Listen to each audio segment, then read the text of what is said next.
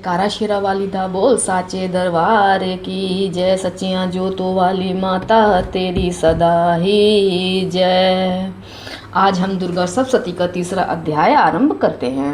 तीसरा अध्याय सेनापतियों सहित महिषासुर वध का ध्यान। जगदम्बिका के श्री अंगों की क्रांति उदय काल के सहस्त्र सूर्य के समान है। वे लाल रंग की रेशमी साड़ी पहने हुए हैं। उनके गाल में मुंड माला शोभा पा रही है। दोनों स्तनों पर रक्त चंदन का लेप लगा है। वे अपने कर कमलों में जप मालिका, विद्या और अभय तथा वर नामक मुद्राएं धारण किए हुए हैं। 3 नेत्रों से सुशोभित मुखार विंद की बड़ी शोभा हो रही है। उनके मस्तक पर चंद्रमा के साथ ही रत्नमय मुकुट बंधा है तथा वे कमल के आसन पर विराजमान हैं। ऐसी देवी को मैं भक्ति पूर्वक प्रणाम करती हूँ।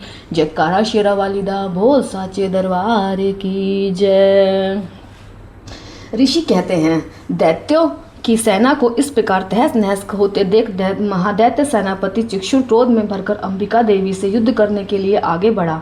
वह असुर रणभूमि में देवी के ऊपर इस प्रकार बाणों की वर्षा करने लगा जैसे बादल मेरुगिरी के शिखर पर पानी की धार बरसा रहा हो। तब देवी ने अपने बाणों से उसके बाणों को समूह को अनायास ही काटकर उसके घोड़ों और सारथियों को मार डाला। साथ ही उसके धनुष तथा अत्यंत ऊंची ध्वजा को भी तत्काल काट गिराया। धनुष कट जाने पर उसके अंगों को अपने बाणों से बांध डाला। धनुष, रथ, घोड़े और सारथी के नष्ट हो जाने पर वह असुर ढाल और तलवार लेकर देवी की ओर दौड़ा। उसने तीखी धार वाली तलवार से सिंह के मस्तक पर चोट करके देवी की बाईं भुजा में भी बड़े बेग से प्रहार किया। राजन, देवी की वहां पर पहुंचते ही वह तलवार टूट गई। फिर तो क्रोध से लाल आंखें करके उस राक्षस ने शूल हाथ में लिया और उस महादैत्य ने भगवती भद्रकाली के ऊपर चलाया। वह शूल आकाश से गिरते हुए सूर्य मंडल की भांति अपने तेज से प्रज्वलित हो उठा। उस शूल को अपने ओर आते देख देवी ने शूल का प्रहार किया।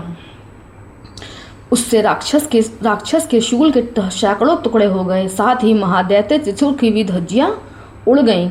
वह प्राणों से हाथ धो बैठा। महिषासुर के सेनापति उस पराक्रमी चिक्षुर के मारे जाने पर देवताओं को पीड़ा देने वाला चामर हाथी पर चढ़कर आया। उसने भी देवी के ऊपर शक्ति का प्रहार किया, किंतु जगदम्बा ने उसे अपने हुंकार की आहत और निष्प्रभ करके तत्काल पृथ्वी पर गिरा दिया।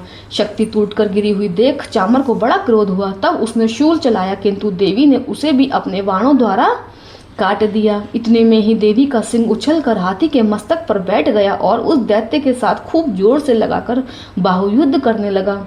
वे दोनों लड़ते लड़ते हाथी से पृथ्वी पर आ गए और अत्यंत क्रोध में भरकर एक दूसरे पर बड़े भयंकर प्रहार करते हुए लड़ने लगे। तदंतर सिंह बेग से आकाश की ओर उछला और उधर से गिरते समय उसने पंजों की मार से चामर का सिर धड़ से अलग कर दिया।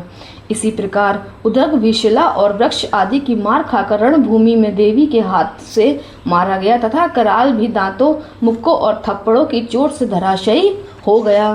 क्रोध में भरी हुई देवी ने गधा की चोट से उद्दत का भी कचुम्बर निकाल दिया। भिंदीपाल से वाशाल को तथा बाणों से ताम्र को, अंधक को मौत के घाट उतार दिया। 3 नेत्रों वाली परमेश्वरी ने त्रिशूल से उद्ग्रास, उद्ग्रवीर्य तथा महाहनु नामक दैत्य को मार डाला।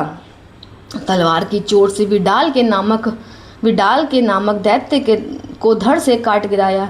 दुधंधर और दुर्गम इन दोनों को अपने बाणों से यमलोक भेज दिया। इस प्रकार अपनी सेना का संहार होता देख महिषासुर ने भैंसे का रूप धारण करके देवी के गणों को त्रास देना आरंभ किया। किन्हीं को थुतने से मारकर, किन्हीं के ऊपर खुरों का प्रहार करके, किन्हीं को पूंछ से चोट पहुंचाकर, कुछ को सींग से विदीर्ण करके, कुछ गणों को वेग से, किन्हीं को सिंहनाद से, कुछ को चक्कर देकर और कितनों को निश्वास वायु के झोंकों से धराशायी कर दिया। इस प्रकार गणों की सेना को गिराकर वह असुर महादेवी के सिंह को मारने के लिए झपटा, जिससे जगदम्बा को बड़ा क्रोध हुआ। उस महापराक्रमी महिषासुर को भी क्रोध में भरकर धरती को खुरों से खोदने लगा। उधर महापराक्रमी महिषासुर भी क्रोध में भरकर धरती को खुरों से खोदने लगा तथा अपने सींगों से ऊंचे ऊंचे पर्वतों को उठाकर फेंकने और गर्जन करने लगा। उसके वेग से चक्कर देने के कारण पृथ्वी क्षुब्ध होकर फटने लगी। उसकी पूंछ से टकराकर समुद्र सब ओर से धरती को डुबोने लगा। हिलते हुए सींगों के आघात से विदीर्ण होकर बादलों के टुकड़े टुकड़े हो गए। उसके श्वास की प्रचंड वायु के वेग से उड़े हुए सैकड़ों पर्वत आकाश से गिरने लगे। इस प्रकार क्रोध में भरे हुए उस महादैत्य को अपनी ओर आते देख चंडिका ने उसका वध करने के लिए महान क्रोध किया। उन्होंने पाश फेंककर उस महान असुर को बांध लिया। उस महासंग्राम में बंध जाने पर उसने भैंसे का रूप त्याग दिया और तत्काल सिंह के रूप में वह प्रकट हो गया। उस अवस्था में जगदम्बिका ज्यों ही मस्तक काटने के लिए उद्यत हुई त्यों ही वह खड्गधारी पुरुष के रूप में दिखाई देने लगा। तब देवी ने तुरंत ही बाणों की वर्षा करके ढाल और तलवार के साथ उस पुरुष को भी बांध डाला। इतने में ही वह महान गजराज के रूप में परिणत हो गया तथा अपनी सूंड से देवी के विशाल सिंह को खींचने और गर्जने लगा। खींचते समय देवी ने तलवार से उसकी सूंड काट डाली। तब उस महादैत्य ने पुनः भैंसे का शरीर धारण कर लिया और पहले की भांति चराचर प्राणियों रही सहित तीनों लोकों को व्याकुल करने लगा। क्रोध में भरी हुई जगमाता चंडिका बारंबार उत्तम मधुपान करने और लाल आंख करके हंसने लगी। उधर वह बल और पराक्रम के मद से उन्मत्त हुआ राक्षस गर्जने लगा और अपने सींग से चंडी के ऊपर पर्वतों को फेंकने लगा। उस समय देवी अपने बाणों के समूह से उसके फेंके हुए पर्वतों को चूर्ण करती हुई बोली। बोलते समय उनका मुख मधु के मद से लाल हो रहा था और वाणी लड़खड़ा रही थी। देवी ने कहा, ओ मूढ़, जब तक मधु पीती हूँ तब तक तू क्षण भर के लिए खूब गर्ज ले।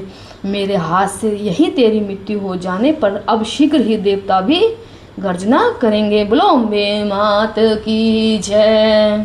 ऋषि कहते हैं, यो कहकर देवी उछली और उस महादैत्य के ऊपर चढ़ गई। फिर अपने पैरों से दबाकर उन्होंने शूल से उसके कंठ में आघात किया। उनके पैर से दबा होने पर महिषासुर अपने